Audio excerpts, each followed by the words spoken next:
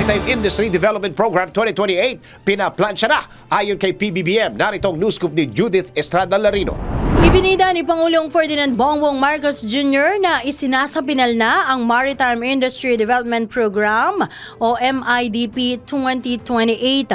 Ayon kay PBBM, malapit nang makumpleto ang MIDP na isang mahalagang hakbang tungo sa pagtiyak ng kaligtasan at kabutihan ng mga Filipino seafarers. Nabatid na ang komprehensibong planong ito ay maingat na idinisenyo upang bigyang priority ang mga pangangailangan ng mga seafarers at palakasin ang kanilang posisyon sa global stage. Layunin din ng MIDP 2028 na alamin at tugunan ang iba't ibang aspeto ng industriya ng pagmamarino na pangunahing nakatuon sa kagalingan ng mga Filipino seafarers. Yan ang aking news scoop. Ako, si Judith Estrada Larino, nagbabalita ng tama, naglilingkod ng tama.